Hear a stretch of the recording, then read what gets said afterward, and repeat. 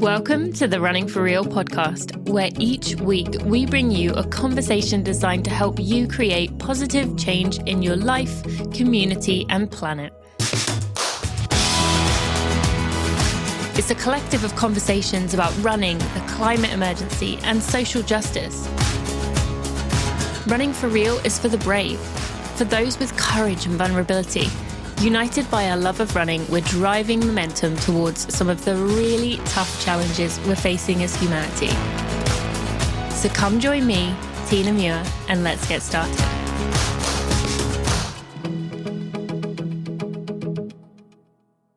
Hello, my friends. Welcome to episode 245 of the Running for Real podcast. But actually, today is not the Running for Real podcast.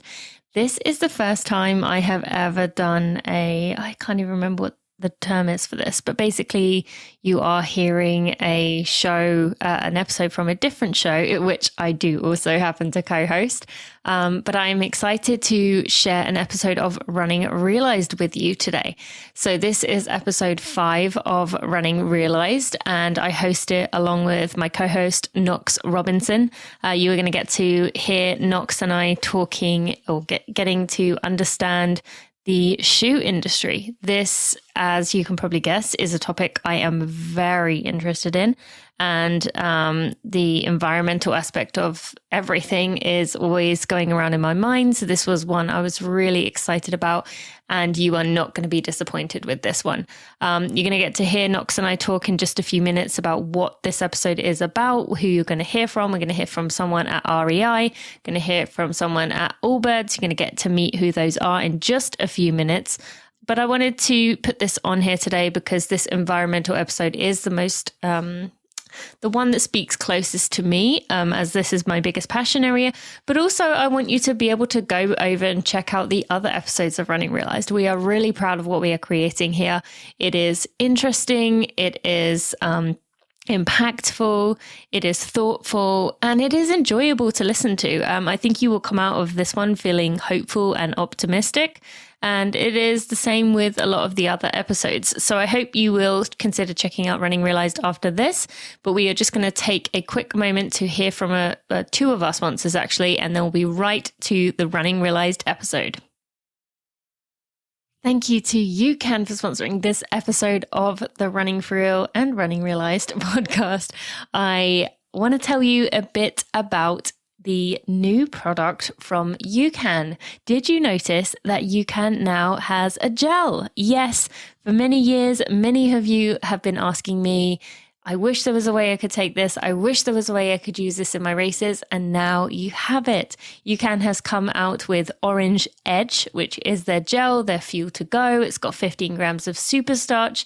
And it's going to be that way of keeping your blood sugar stable so you can work smarter and harder without having to mix it or take on the powders. I know that some of you have mentioned about that. So now you have the answer. It's going to make sure you don't have the GI issues. I've never had any problems with it in my stomach.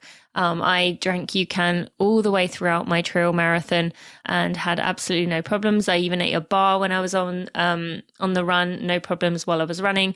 It is great to use pre-workout, great to use during your workout, and you can go get yourself 20% off the Edge UCAN gel, also the bars and powders that I've mentioned many times before by going to ucan.co and using code TINAUCAN for 20% off your order. Let's go to ucan.co and use code TINAUCAN for 20% off your order. Thank you to Momentous for sponsoring this episode of the Running for Real and Running Realized podcast. I want to tell you a bit about Brain Drive. I've been talking about it a little bit over the last few months, but I really wanted to test it out in a race before I said anything. So Brain Drive is a product that you can use to focus. It is a product that you can use to make sure that you are able to concentrate. I used it most recently in my trail marathon. I took 2 of the capsules halfway around the course. I was able to concentrate for 4 hours and 19 minutes of that race. And I just felt like I was on top of things. I was paying attention, and it was just a great thing for me to be able to be using. And I've also been using it on my work mornings to get some work done. And I found that I've just been way more focused, been able to stick on one task at a time. So Momentous Brain Drive is this daily supplement developed to optimize your brain function, support your long-term brain health. It's going to promote focus, motivation, positivity, and it's just been really helpful for me. I did use it in that race. I felt like I was able to concentrate, and I was really proud of that. And it's caffeine free. So if you are sensitive to caffeine, that's another thing you can go use. Now, I've mentioned about many other products on the Momentous website. So you can go to livemomentous.com and go check out that Brain Drive and check out their other products. You can use code TINA for 20% off your order. You can go to livemomentous.com, check out Brain Drive, check out their other products, use code TINA for 20% off your order.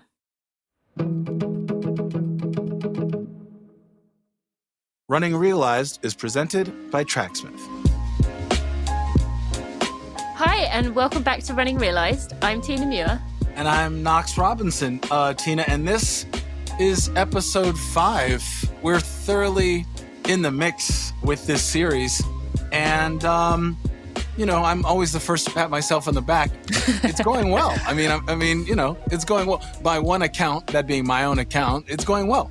I really feel proud of what we're doing here, and it's great to see some, people commenting. I've seen some group discussions, some places where people are meeting up, maybe online for now, but maybe eventually in person to talk about the podcast, talk about what they've learned, talk about things that they've heard. And for me, that's just ideal. That's exactly what we want from this show, to get that discussion going.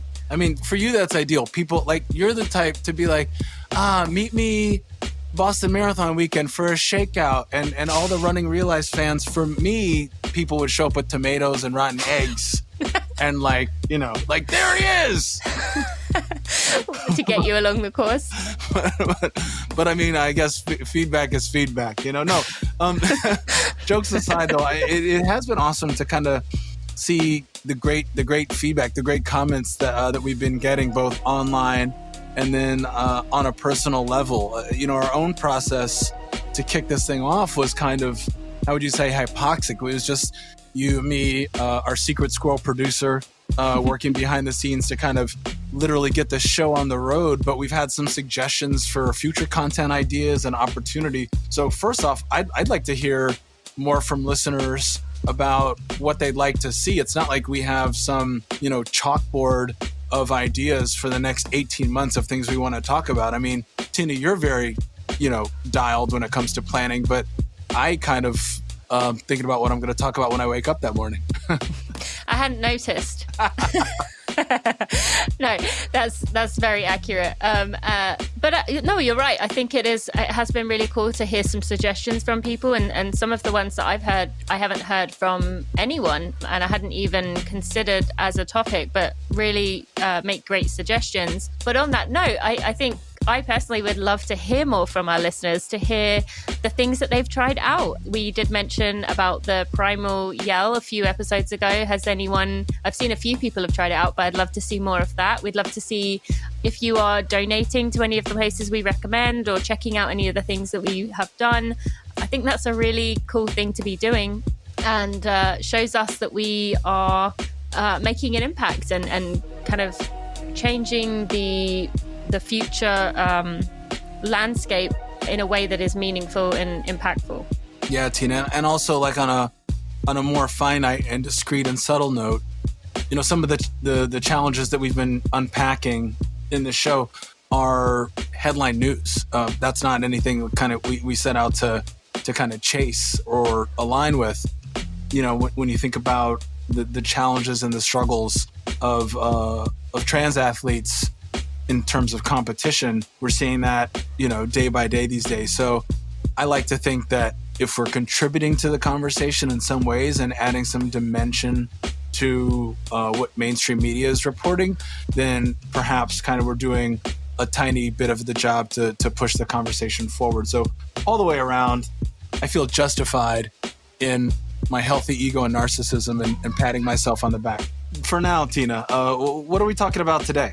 Today, we're going to get a much better understanding of the present and future environmental impact of the most fundamental piece of any runner's wardrobe, the running shoe. First, we'll hear the story of the life cycle of one pair of running shoes from concept to landfill with Bennett Grimes, who is the Senior Product Manager of Footwear at REI's Co-op. Next, we're going to have a discussion on the future of materials with Jad Finck. He's the VP of Innovation and Sustainability at Allbirds. Then, a breakdown and call to action on how the listener can take immediate next steps on being an active participant in making the running industry a more sustainable place. And finally, we'll hear from Zoë Rom. Zoe's a runner, climate activist, and associate editor at Trail Runner magazine. She's joining us to share her poem written exclusively for the Running Realized podcast, a piece entitled Last Words. All right, now let's hear from Bennett.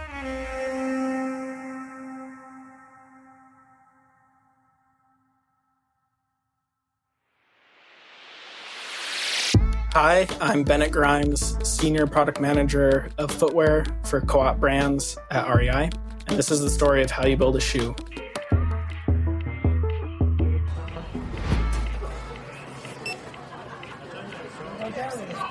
A good product starts with the customer.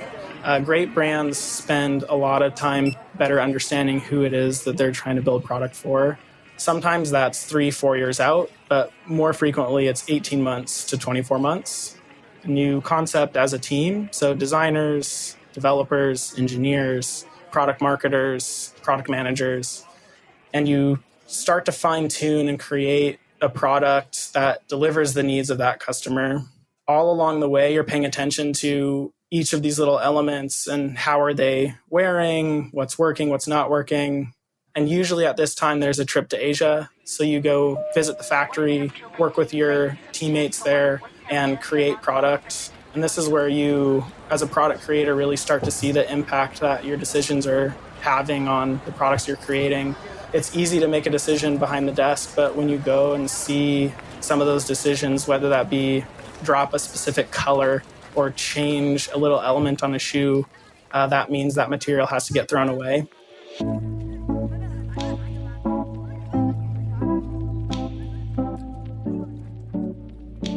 I'm at this footwear factory, and as an American visiting, you can only go to certain places. They only take you to certain levels of the building, and I was in some of the most well-regarded factories you can be in, working for premium brands like I have. And I looked out the window, and all I could see was piles of garbage. And the piles of garbage were midsoles that didn't form the way that you were hoping for it to form, and little pieces of a sock liner. So that insert that goes inside of your shoe that a lot of people just take out, throw away, and put their custom-made insert in, there's just piles. And piles, I mean literally mountains high of garbage just sitting there. And seeing that was so eye-opening because as this excited. I'm a total shoe dog. I love product. It makes me so excited. And going there and building it is one of the best honors of a shoe dog could possibly have, right? And you turn this corner, you see this super impressive production line. All these people are experts at what they do. And then you just see this garbage that you are creating. Then it goes down to commercialization. And this is something that a lot of people don't talk about, but you build all of these test shoes in what's called a sample room, which is the most skilled creators of footwear in the world. You go and watch these people, they can build the most beautiful product in the shortest amount of time. But from there, it's how do we create a product that can actually get delivered to the customer and can get built hundreds of thousands of units at a time. And there's a lot of art in creating this concept and design that these people made to create a shoe that can get on somebody's foot and ideally last between 300 and 500 miles, depending on how they're wearing their product. When it gets to the United States, the goal of the product team obviously is to delight their customer, make them happy, excited. There are times when the shoe doesn't work for everyone, right? We're building a product that is fitting on a lot of different types of feet, a lot of different types of people, a lot of different uses. And As a product team, your goal is to get as few people to return a shoe and just to fall in love with it. And if they do end up returning it, brands have different ways of approaching it, but a lot of times if that shoe is too dirty to get resold or something happened to get sold to a different customer, it either goes in the garbage or it gets donated. There are a lot of times when shoes just have to go directly into the landfill. And a lot of that is prototyping, fine-tuning, creating.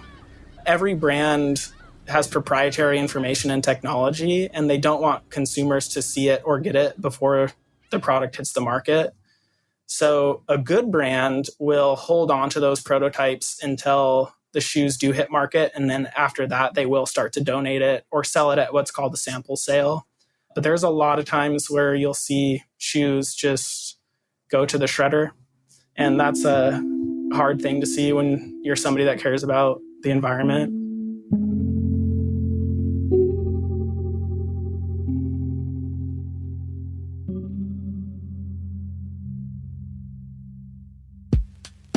Really just comes down to, can we make better decisions at the concept phase of footwear? Can we stop focusing on only building the best product we can for whatever we're trying to build the product for? I think the best example is creating the best marathon shoe in the world. In that statement, you didn't say, I want to create the best marathon shoe in the world that has the least impact on the environment. And there are very few brands that will put that last little bit that I did in their briefing for a product. The beginning usually means years and years before a footwear concept is designed into. REI as an enterprise, our goal is to drastically reduce our carbon input. And we're very clear about that as a brand. And stepping into a company to create a brand new product category for them, that was goal number one, right? Is like, how do we do this that is more sustainably built? While we're aware that we are still building something that has a impact, how can we do this more environmentally friendly? You have to start with materials and compounds. And we are in a pretty exciting phase for footwear creation in the fact that there are recycled options, there are natural options, there are starting to be compounds that have less impact on the environment.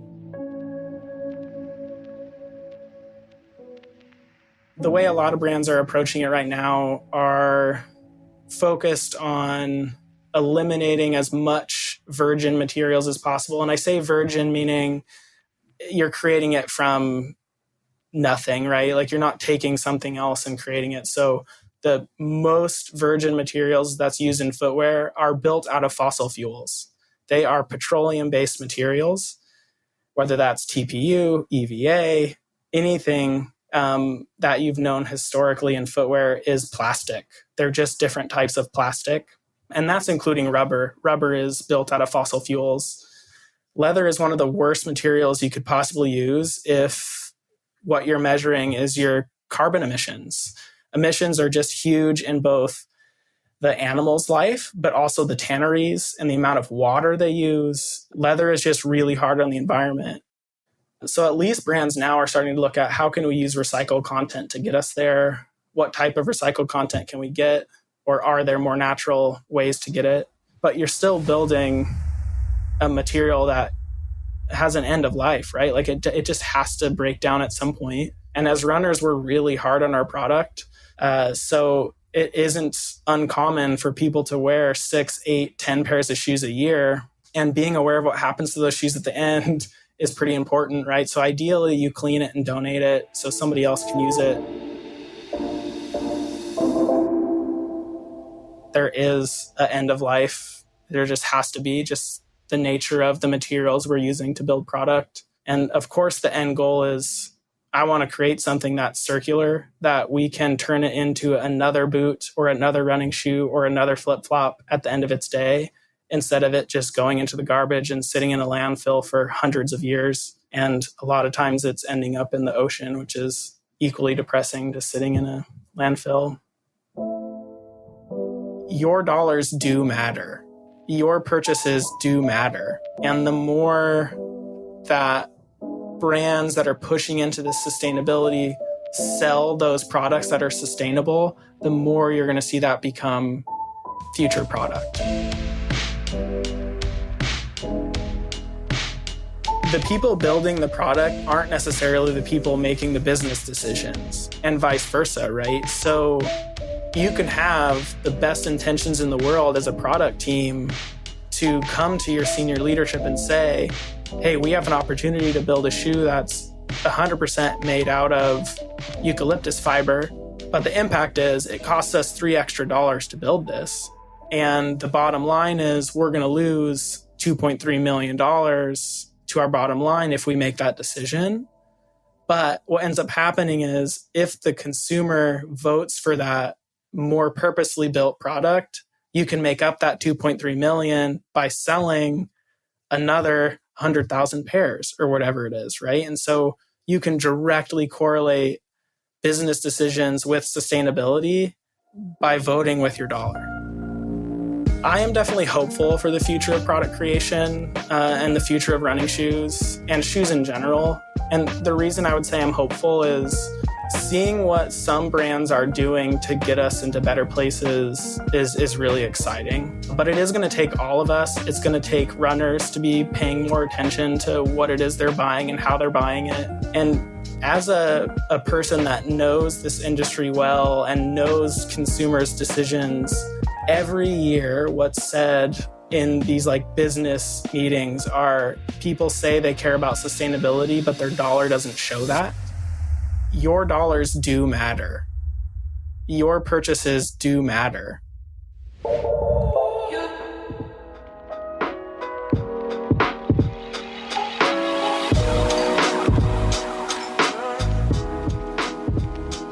I'm Jad Finck, and I lead innovation and sustainability at Allbirds.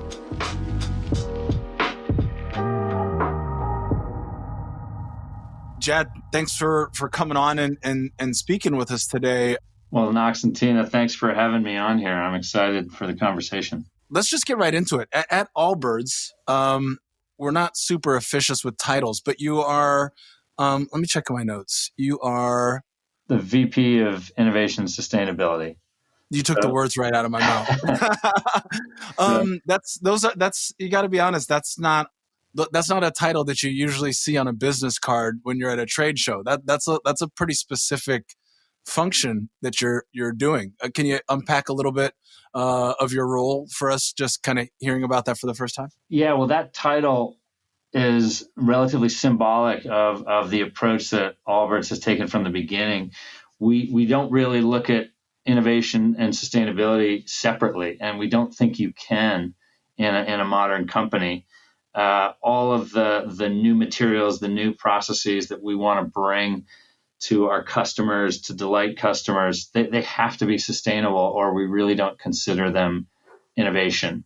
And we want these two teams working very tightly together as an integrated team, because when we're hunting for new materials, when we're hunting for lower carbon options, we want to have all the numbers, all the science behind it to make sure that we're truly tracking that impact. And it's not just kind of feel-good innovation or feel-good sustainability. There's actually a serious impact-driven approach, and we're putting those numbers out there for all of the public to see, and we're going to be driving those numbers down to zero. So I'm excited to talk about that with you guys.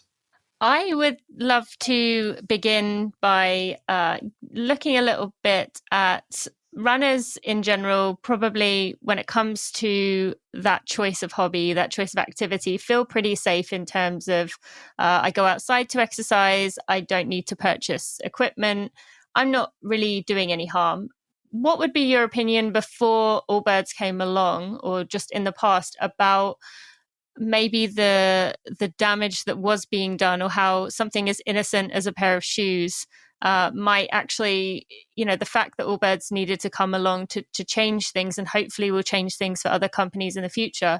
What is it that you would like listeners to know about the shoe industry? We hear a lot about the fast fashion industry, but what about the shoe industry? Yeah, well, so you're right, Tina, in thinking that, running is a relatively low equipment sport in the scheme of sports. But when you zoom out and look at footwear in general, and with a focus on running, 25 billion pairs annually, 700 million tons of CO2, creating an imbalance just from footwear alone every year. The aggregate numbers are something we can't ignore. And running, while a relatively low equipment sport, it's very high profile, and it's kind of the pinnacle of footwear. And we're excited to show that you can still have high performance footwear and be low carbon.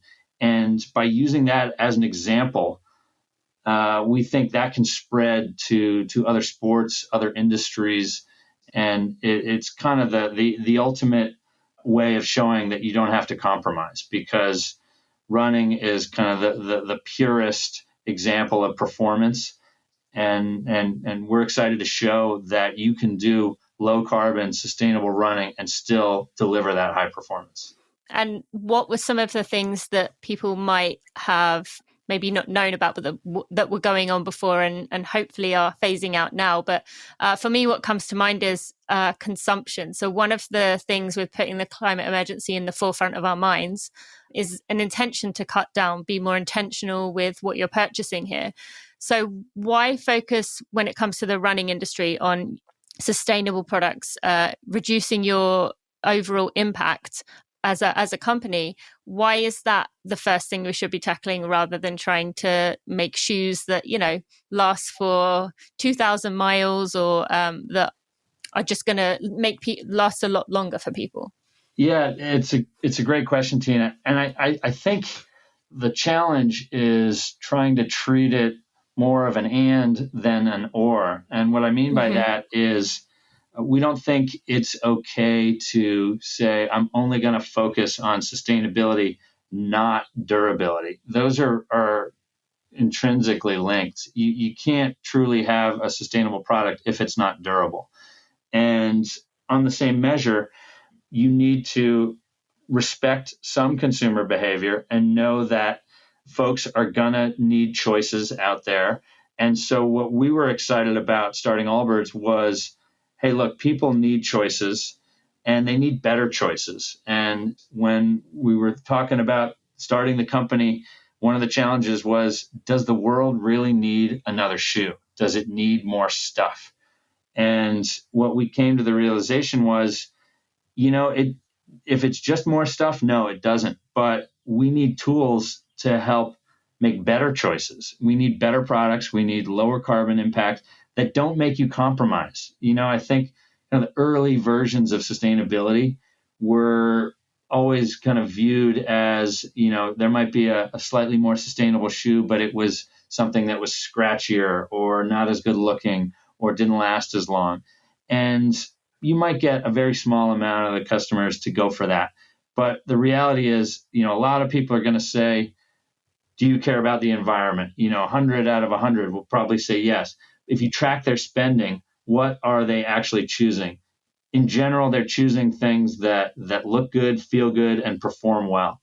So the trick is, how do you make the thing that they want to buy and the thing that they should buy be the same thing? And so that was really what we said, hey, the world does need better choices, and that's the reason that Allbirds was started. So I don't think you can make a trade-off and just say we're going to ignore durability.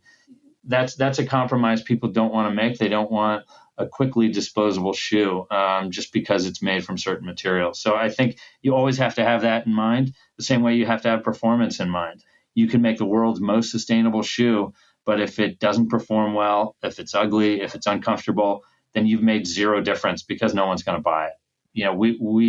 We're a business. Our mission is to reverse climate change through better business. And your power is only as great as your ability to make things that people are going to choose. So not compromising is kind of the key to this whole mission. Speaking about like the level of the products and consumer choices, that's one angle, right? And in some ways, this sort of idea that you could have a product that then recycles and in fast forward photography film goes back into the earth and becomes a tree is sort of like a quaint notion from like the 70s environmental movement. But actually now, as we're looking at all the integrated systems, I mean, can you paint a picture for us as well of how big this conversation is? I mean, how go large. It's not just about the level of the product kind of disintegrating and turning into a tree, right? It's about the whole supply chain and the ways that delivering one pair of shoe to one consumer has an impact on our world based on all the steps it took to get it there, not just at the factory, but in the shipping, the innovation, the conception, all that kind of stuff. Yeah. No, you're right, Knox.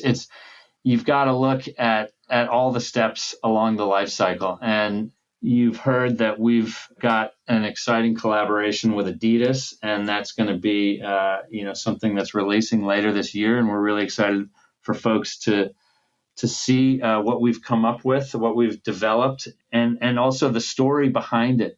And I think it's going to go into a lot of what you're saying, because there's the pieces across the whole. You've got to look at the entire life cycle and the entire footprint. And the lion's share of the carbon impact is in that shoemaking piece. It's the materials and the manufacturing. It can be 90% of the carbon footprint.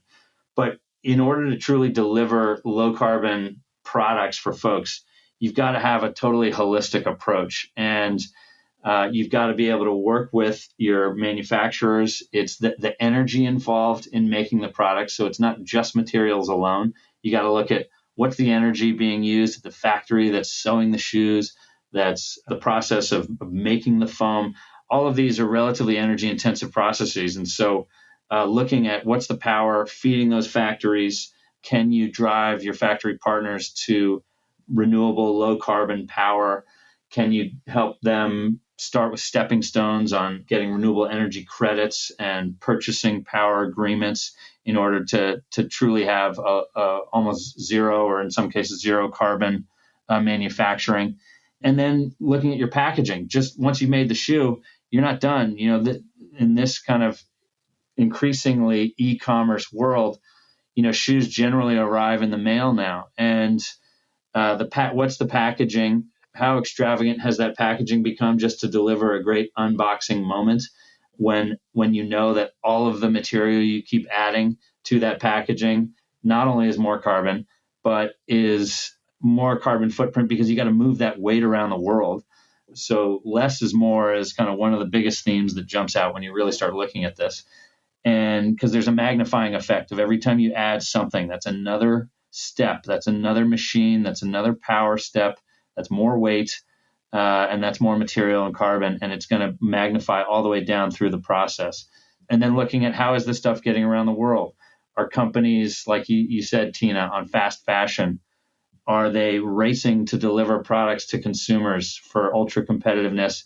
And in doing so, are they putting these products on airplanes, which can have a 20 times the carbon footprint of having a more methodical approach and putting those on ocean transport? And even the ocean transport, can you look at the fuels being used with the ships? And there are ways to actually influence that now. And we're excited. We're going to be telling a lot more of that story soon, all the way through the use case. How do you minimize any energy used while you're using it? And then ultimately all the way through the end of life. What are the different steps that can be done with the shoe that maintain that low carbon footprint and don't start taking the carbon the wrong way? But it goes way beyond just the shoe itself. It's also the waste along the way, and you got to look at every step. But the exciting part is to manage and measure and reduce the carbon footprint of your shoes and your products. It doesn't really take new science to measure your carbon footprints. What it takes is commitment. And we believe all the companies in the industry should be measuring their carbon footprint, should be offsetting it, and should be working to reduce it. It's all possible. It's here now. And I think we're excited to be an example and to have companies point at Allbirds and say, hey, look, they've got their carbon footprint on every single product they make. And these guys just started 5 years ago.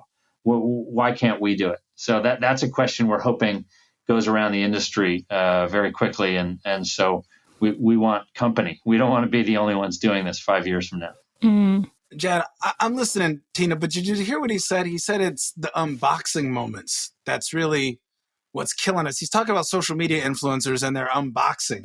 Do you feel attacked? He's kind of pointing fingers. He said unboxing. He said fast. He said hyper performing, flying around on airplanes. Okay, all right. I'm understanding my own complicity in the situation. No. There can be exciting unboxing, but does it always need more and more material? So that's the question. So we don't want to compromise the customer experience, but are there ways to do it more elegantly where it's not always more stuff, more material, more carbon, and more weight?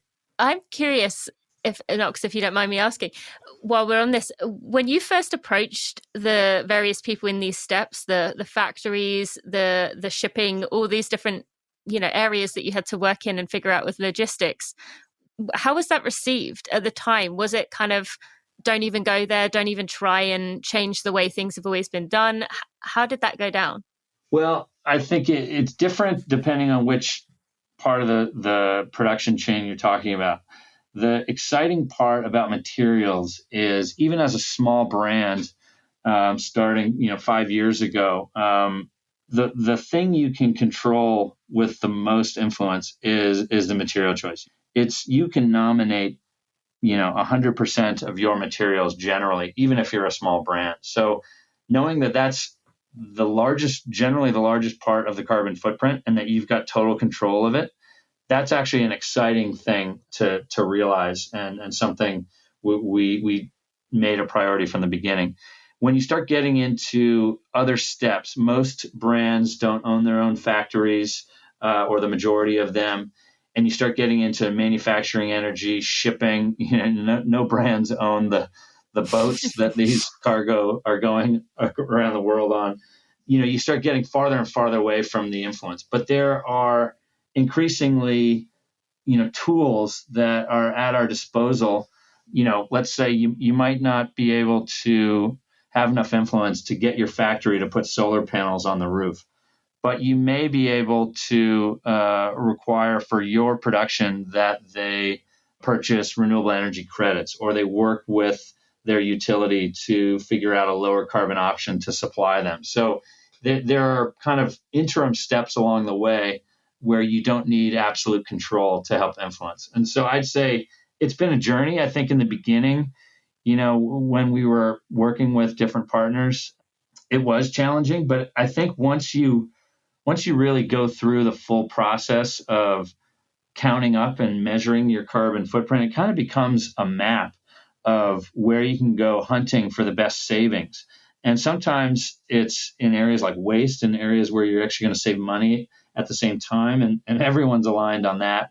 And when it comes to transportation, that's another one that kind of helps police itself, because flying stuff around the world is not only very high carbon, but it's very expensive. So people are watching that one in general. It's always to your economic benefit to try to plan that out better and put it on ocean transport.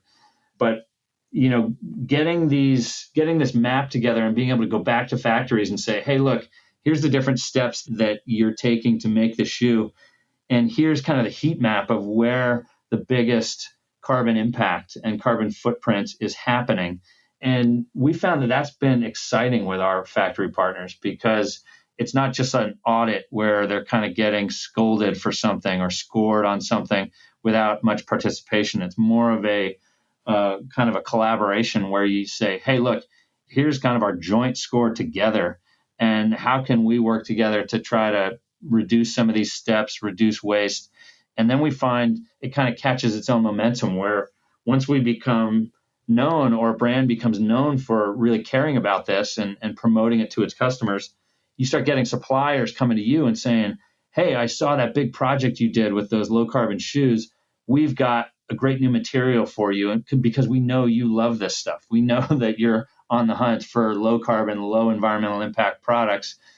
So we're coming to you first. So it kind of gets its own gravitational force. But in the beginning, it's challenging. But I think if you make it more of a collaboration where everyone can kind of help make gains, then it starts getting fun and it starts getting its own snowball effect. Yeah, I like hearing that. Thank you. And just one more question from me, and then I'll let Knox jump in here. I could geek out over this topic literally all day, so I don't want to take over this too much. As you mentioned, you hope Allbirds is a leader here and makes other companies think about what they're doing. What things should people listen out for or pay attention to that could be empty words or what's called greenwashing, just as this starts to change? Is there anything you think listeners should pay attention to? We think in general, it's exciting that it feels like in the last 5 years since we started that it's great to see that, sustainable fashion, sustainable footwear has, in some cases, I think we saw a Google Analytics figure that the search words have gone up 600% in the last 2 years alone. So it's clearly caught fire, in this sense, a good fire. So that's exciting. And the brands are responding. I'd say 5 years ago, it was kind of almost peculiar to be talking about the sustainability of your footwear. And now it would be peculiar not to be if you're a new brand. And big legacy brands are releasing their best tries at capsule collections and the things they can do the fastest. And, directionally, we applaud all that. It's going in the right direction, but and it's better than nothing.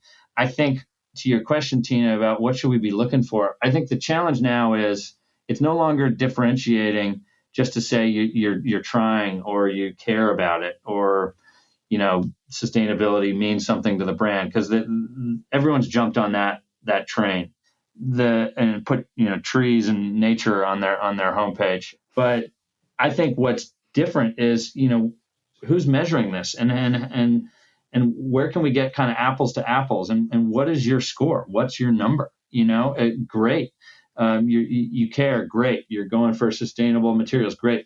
What's your number? What's your goal and how, are you targeting climate change? And if so, what's your scorecard on getting there? And we feel that carbon and carbon equivalents, it's not just carbon dioxide, but it's all of the greenhouse gases kind of getting normalized to one single number. That we think it's not the perfect scorecard, but we think it's the best one there is. And we think no matter what you're doing, great, keep going. What's your number? And that's in the same way that everyone expects when they go into a grocery store, they can pick up a piece of food, turn it over, look at the back, and see the nutrition label, right? And if you took all that information away, it would almost be kind of a revolt. No one would know the calories, no one would know the fat, no one would know all the nutritional content. That's kind of what's, if you took all those labels off, that's what it's like going out and buying clothes, going out and buying shoes. There's all these companies producing things, putting them out in the environment, and they're leaving it completely up to the customers with no tools to try to figure out what's the right choice, right? So we think at the bare minimum, you need to be tracking your carbon and telling your customers. And what gets measured gets managed. And we would love to see that start to show up as, great, promote your new sustainable collection, but let's start getting serious about the impacts because, the environment can't wait. That climate change is too urgent to, try to figure this out by 2050. Yeah, thank you for sharing that. I actually read that book, Uninhabitable Earth by David Wallace Wells, and he predicted, this is 3 or 4 years ago now, I think I read it, and he said he predicted that would be the kind of nutritional facts of the future, is people will be putting those carbon, what is your carbon number, as you said. So it's really nice to see it actually coming to life, and you giving the listeners a way that they can keep companies important to them accountable as well. Yeah. We think that it's only going to happen if consumers demand it, and it's starting to happen. I think we're proud to be an example of it, and so it's let's get out there and get these numbers out there for people, and then let's get serious about driving those down to zero. It's funny how it does kind of apply itself to the runner's brain in terms of gamifying it or putting a performativity numbers aspect, putting numbers, making it a numbers thing, right? Yeah, but it's the new race, right? That's something we've said is like everyone's in the wrong race. Like let's race for the planet. Let's race to zero. Yes. But yeah, I love what you said, Knox, about let's gamify this. Let's get people's competitive juices flowing, and let's how exciting would that race be if everyone covered up the time clock, at the end, right? Yeah.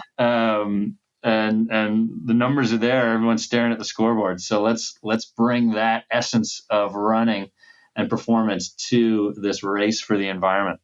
Yeah, I mean, you talk about a race with no time clock. You speak in my language now. I'm warming up to this idea, But I'm thinking like that's part of the runner's brain, and then the other part is that aspirational kind of emotional appeal of running, and we need to believe, right? That's like so much what also drives performance as much as the analytics. And so I guess this is an awkward question, but can you give us that soaring, like big picture?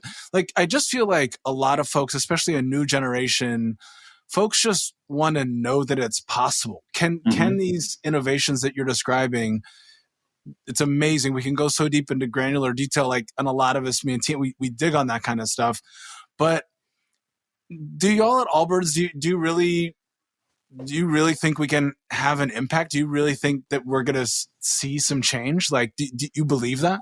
Yes, absolutely. It starts with getting the numbers out there. And then one of the first things you start noticing is, boy, it can be hard to start shaving this carbon footprint down. It is challenging, but even in, our relatively short history, we've learned a lot just by measuring it ourselves. But what is really exciting is it starts giving you kind of another lens of, what's innovation and what's worth doing and what's worth pointing your, the future of your company at. And what's exciting is, it's both in some ways evolution of technology, but also in some ways almost going back to agricultural roots, and the earth itself has the elements of being able to heal itself. And that's what I'm speaking about is regenerative agriculture and regenerative practices. So it's one of the reasons we're so excited about harnessing natural materials. Now, we also harness recycled materials, and we believe anyone using any sort of synthetic material should always strive to have that be a recycled material, because that's the lowest carbon way of using that material. And it's kind of a stepping stone, I would say. It's a better way to make a choice where it's a better bad choice in a sense. But that's kind of trimming away and trying to do less and less damage is one way of thinking about some recycled synthetics. But when you look at something like wool, so wool starts with sheep grazing, and our wool predominantly starts in New Zealand. And that's a proud heritage of our founder, Tim Brown, who came out of New Zealand, was a football player, a soccer player, global football player, and really wanted to harness merino wool in our first shoe. And that was our wool runner, and that's what we're still probably most known for. But what's exciting about that is wool is natural, but the current way it's generally grown is that the sheep emit methane. So they actually are kind of emitters, and so they help wool actually have a larger carbon footprint than it has to have. And there are ways to regeneratively graze sheep where the whole farm as a system can actually be a carbon sink. It can absorb more carbon if it's farmed properly than it takes to make wool. So you can actually end up with carbon negative materials that by using them and by raising them and by producing them, they're actually pulling more carbon out of the air, and they're helping this imbalance. And so rather than just kind of less and less of a bad thing, you're actually using these materials to help heal the planet. And that's one of the key ways that we can get to zero. It's by actually having some bigger tools in this fight where they're coming in with a negative number. So rather than just trying to shave every number so small that you get this whole, this stack of slivers of numbers, we can actually get some negatives to help us get that footprint down to a true net zero. So that is possible. And there is incredible potential for this to be helpful in industries way beyond footwear. In some reports, there's regenerative agriculture can alone as one mechanism can absorb up to 100% of the carbon emitted by the planet each year. So there is big numbers that can be done with harnessing natural materials and taking those materials and still making great footwear. So there's a lot to be excited about. And that's a lot of the stories that we're going to be telling in the coming year. Thank you for covering that. And Knox, that was such a good question to ask, because I think that is something on people's minds, is basically like, how screwed are we here? So it's nice to hear you feeling positive and excited and being someone in it, deep in it. So just to wrap up here, for listeners, as individuals, it's very easy for us to feel guilt, kind of along the lines of what Knox was saying, feel hopeless, but to feel like it's my fault. I need to keep cutting down my carbon footprint. I need to do these things. What would you like to say to the listeners, or encourage the listeners to do, to help them see that this is a systemic thing? And unless we get businesses and corporations and people in power who are going to put this as a priority, our individual efforts basically mean very little.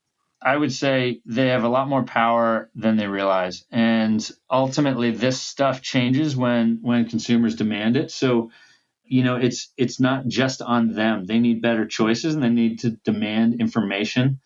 That is, like I said, carbon footprints, of putting carbon footprints on every product you buy or need or use. It doesn't require any new science. It just requires commitment from brands. And so that is, in some ways, the lowest hanging fruit that at least gets us to a level of education.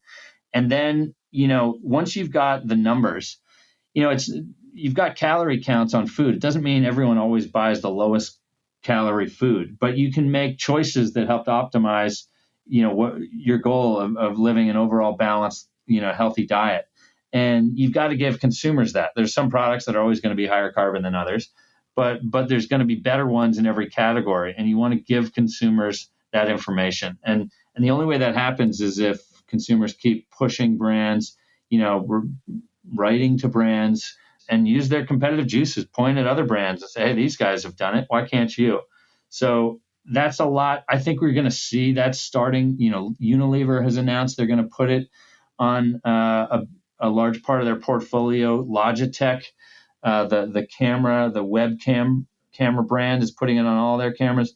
So there's other industries where this is starting to pop. And I think once it gets going, it's going to go from being kind of the early folks where it was a differentiating factor to I think it's going to be a groundswell. And I think it's going to change to not wanting to be left behind. And I think there's going to be a lot of pressure on brands to catch up if they're putting kind of, products out there with no numbers and everyone else has numbers next to it. Again, it's like trying to promote a race and then cover up the race clock for everybody. I think people are going to demand to see the numbers. Great. Thank you so much for that question. Jad, appreciate you coming on to answer these questions for us. Your honesty with this. It's clear that you have that passion in your voice of how much this means to you on a personal level. And yeah, thank you so much. Thank you, Knox and Tina. This is great. Thanks for having me on. Thank you to Athletic Greens for sponsoring this episode of the Running For Real podcast. I have been talking about Athletic Greens for years. As I've mentioned, I have my parents taking it, my sister taking it, Steve takes it, Bailey even drinks it sometimes. She has seen us drinking it so much that at 3 years old, she will often say, "Can I have some?" And it's so cute because she gets a little round circle shape thing from the the greens that ends up on the side of the, I'm not describing this very well. When she takes a drink, it gets on her face to give her a moustache. Let's just put it that way. And it's adorable, but she loves it. And that shows you that if a 3-year-old can like the taste of it, that's a pretty good sign, right? Athletic Greens Ultimate Daily is that all-in-one daily supplement with 75 vitamins, minerals, and whole food source ingredients that work together to help the body absorb and synthesize these nutrients in a highly bioavailable form. I've been talking about it for many years. It can replace a multivitamin and a number of the other supplements commonly taken by elite professional athletes and health-conscious go-getters. It makes it really easy for us to get this comprehensive nutrition without the need for multiple pills, powders, or these complex routines. I drink my Athletic Greens as soon as I wake up in the morning, every single morning. And I then run within, often I'll run within 20 minutes, half an hour of taking it. I don't have stomach upsets. I just feel great. It's a great way to know that I've then taken in the antioxidant equivalent of 12 servings of fruits and vegetables. I have this peace of mind that I'm getting all the things I need to support my busy lifestyle, which takes a lot of stress off. It helps to maintain healthy skin, nails, and hair. And those adaptogens help to maintain hormone levels and support mood, which with the life stage that we are in right now, anything to support our mood is going to help us, right? So you can go to athleticgreens.com/Tina, where you can get the 1-year free supply of vitamin D3 K2. And you can they also giving 5 travel packs away with every month, just as a little bonus, as a little thank you and a little bit of support for you. You can give them away to someone that you love so they can try them, or you can just keep them for yourselves for when you are traveling, or maybe give them to someone in your family. So you can go to athleticgreens.com/Tina to find out more and get that special offer.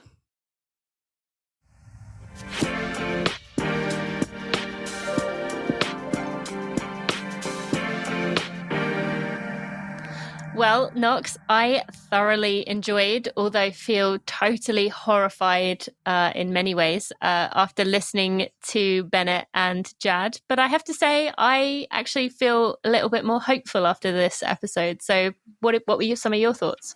My thoughts were how you were really trying to turn the whole episode into like a high school science class. You were really wanting to like hijack the whole thing and just get super granular on the data. I get that. I'll do that in my spare time.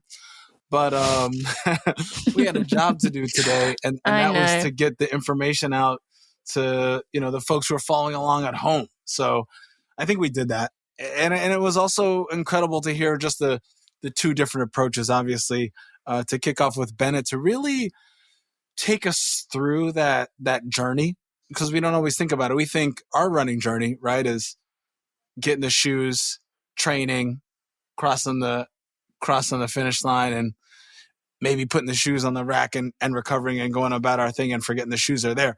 But the journey of this product obviously is far more protracted and occurs in ways that usually we don't even consider.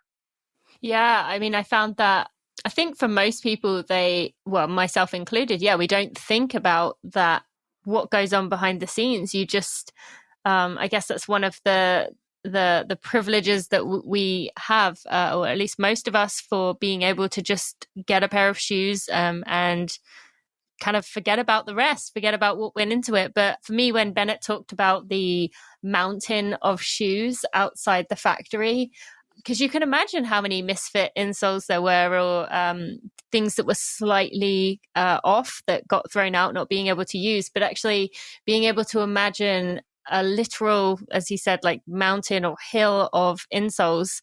That was really impactful for me, because it just brought it home to me that everything that goes into a pair of shoes is some kind of material that then will go into a landfill. For sure. I mean, if you think, a lot of runners, present company included, myself, have been enthralled with what's popularly described as shoe wars, and this escalating battle between some of the larger shoe companies to produce these high performance shoes. But obviously the collateral damage of that war, in some ways, at the very least, is going to be piles of discarded shoes that didn't quite make the mustard. So it's crazy to think about how our own choices and our own sort of pursuit of our own goals kind of builds those piles at the very least. Yeah, is a big problem. And I think it's good for us to discuss the real issue that's going on here, which is the paradigm of it's not fair. We are sold these goods, but the onus is very much on us and our local infrastructure to clean it up. So it does bring forward the point of, why do we have to clean up this mess? Why are we being told that as individuals, we are the ones that need to do things, when in fact it is much higher up and often out of our control? And this episode really brought that home. Yeah, I mean, again, we're in the vice grip, right? Like on some levels, the consumer, the voter, the individual is sometimes faced with a choice or presented with a choice that enough is enough, and something has to be done. And it comes down to the level of the individual after the failures of these super individual entities, whether government or companies or brands or whatever, what have you. But to your point, that's not really fair. But at the same time, as we're looking at the climate crisis in general, it's not fair, but ultimately it's got to start with us, because we have to take responsibility. We have to seek agency, and that does rest with us. So it's tricky. I mean, and the pressure's on, So then, Knox, I think it's important for us to mention that despite this episode being, maybe a little heavy, a little, brings up some fear, makes us think of, as we asked in the interview with Jad, are we screwed? Are we doomed? But it was amazing to hear that both these guys, who are right in the center of everything that's going on, in all the changes, they both seemed very hopeful and optimistic that we can figure a way around this. We can do something, and we as individuals are important to being part of that change. Yeah, right. I mean, like sometimes conditions today really kind of bring up that Chicken Little situation, the sky is falling, and that's wildly valid. The doom and gloom is definitely at our doorstep. But at the same time, it was interesting to kind of consider, Tina, you and I are both parents, and we need something to tell our kids. We need something to tell young people. We need some way to like have a handhold to some possibility that things can improve. And sometimes it's like, just tell me what to do and I'll do it, but also sometimes that's thinking about things and acting and changing our behaviors in a certain way. And in a way, in a larger sense, that's sort of the rubric of running Realize, isn't it? Like that's kind of how we came together, that you called me up last year, and it's not just enough to kind of like, be down in the dumps or feel bad about these challenges. It's not just enough to, post a reading list that you're going to get to on Saturday. It's like, what can we really do to get to the next step? In a corporate sense, what are our next actions? Like, what can we really do?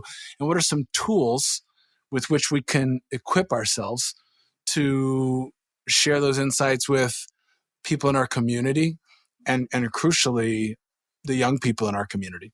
So to that end, Tina, we like to bring each show to a close with practical takeaways. And what are yours? I think takeaway one is being intentional with purchases and voting with your dollars. We heard both Bennett and Jad mention this, but Bennett in particular said how important it is to choose the shoe that does have elements of sustainability in it, that does make intentional choices. Even though we can often feel like we don't have any power, we don't have any control over situations, we heard someone there right in the center of things saying that it does make a difference. So think about that as you move forward with shoes that you are purchasing. Your choice could be enough to send a company down that path of sustainability. Yeah, and I'd like to take a page from the Tina Muir playbook for my takeaway 2, and that's researching and reaching out to companies for that specific data. Right? Jad was talking about Allbirds rallying around this concept of the carbon number. That's an interesting concept. Obviously, we were both kind of into that when he was discussing it just now. But what can we really do to reinforce that sort of metric, the introduction of that kind of metric into the conversation, so we really do have an understanding of where different companies are with not only their product iteration and its environmental or its carbon footprint, but also for their environmental justice ethic overall. So again, takeaway 2 would be the researching and reaching out to companies and supporting those companies that are kind of moving towards empirical figures like a carbon number. Yeah, great point there. And I, just being me, Knox, I would have to say to pressure them too. So tag them in things, ask them to do more if they aren't already showing those numbers. And takeaway 3 is donate your shoes. Bennett mentioned that this extends the life of your shoes, and you can go to runningforreal.com/news to sign up for our newsletter, and we will give you plenty of options, ways you can donate your shoes that can make a big difference in your community or here in the US or even globally. So be sure to go sign up for the newsletter to check that out. Any other takeaways you had there, Knox? Nah, just to pivot off your takeaway 3, donating your shoes, so crucial, because a lot of times we think our shoes have, no pun intended, run their course, and we think they're done and done for. But there's other folks in our community and other folks in our global community that don't even have the opportunity to be done with the shoes that we're finished with. And so, whatever we can do to kind of get those shoes out to, underserved, underrepresented communities right in our own hometown, that's incredible. And obviously, Tina, I travel quite a bit, and when I'm in Ethiopia, when I'm in Kenya, when I'm in South Africa, I see such an opportunity to connect all those aspiring athletes with our excesses, shall we say. So let's kind of pursue, ways to get shoes even beyond our borders. There's great programs like Shoes for Africa, of course. So let's keep pushing along on those lines as well. For sure. Thank you so much, Knox. And I think that wraps it up for the takeaways.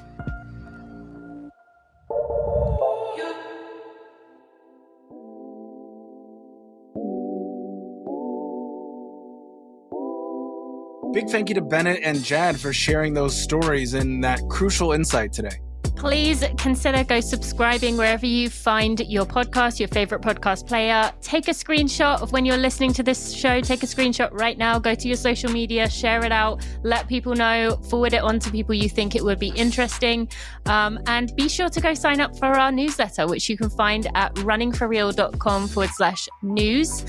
You can also find a link in the show notes along with links to many of the things that we have talked about today. But you sharing this episode, that is a huge way for us to get it out to the rest of the running community and hopefully the rest of the greater community. Also, be sure to follow @runningrealized on Instagram, as we'll be doing future call-outs for the ways listeners can directly participate in future shows. Now, to end our show, here is Last Words, a poem written by runner, climate activist, and associate editor at Trail Runner magazine, Zoë Rom. You can hear more from Zoë on her own podcast, the DNF podcast from Trail Runner magazine. To be alive is to be in love with a great doomed dying thing, with a sea that's rising and a glacier breaking, just like a heart beating. But I have hope. I have hope because I've seen the sun rise on a perfect alpine morning. I have hope because I know what it is to keep putting one foot in front of the other and moving towards something that I may or may not believe in. And I've seen hope in the return of grass to fire-charred hillsides and as water flows into once dry streams. And I've seen hope in the slow creep of a glacier and in late summer rain that falling fast feels like absolution.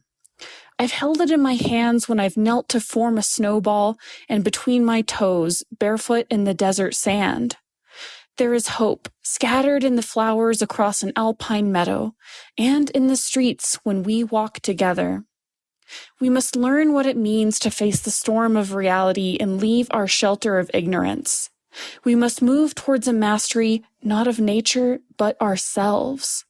Nature, that thing we did not make, but that we must mend together, because we are part of her. This is the great challenge. And the price of hope is action, and the time for action is now. Last words, read by Zoë Rom.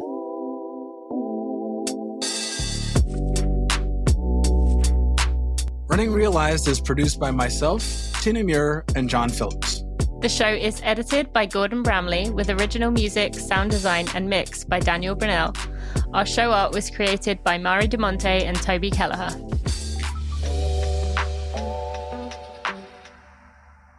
Running Realized is presented by Tracksmith. Before we end this episode, I just want to take a moment to shout out my podcast editor, Jeremy Nessel, who has done such a wonderful job of looking after my podcast, taking out all the mishaps in the episodes, while still keeping in the vulnerability and the realness and the rawness of the conversation. This is not one of those podcasts where I take out the ums and the ers and the sometimes the delay in words, because I think it's very important to keep that authenticity. We're surrounded by perfected and manicured everything, and I think it's really important that Running for Real stays that way. So thank you to Jeremy for your work. I also want to thank Maria Vargas and Amber Moore, who are also part of my team. They've been a big part of this community and me being able to build this brand. So just want to give them a shout out too. All right, let's get right back to the end of this episode.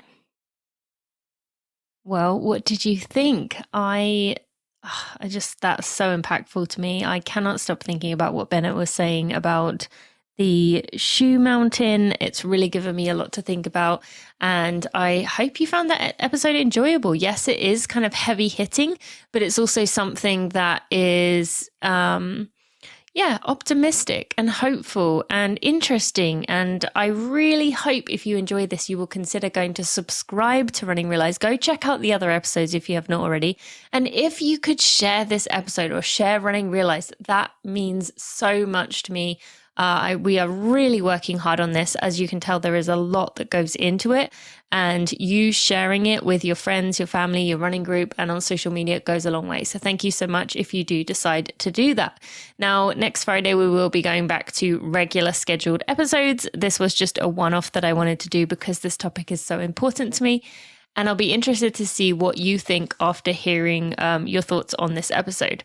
Thank you so much for listening, and I'll see you next week.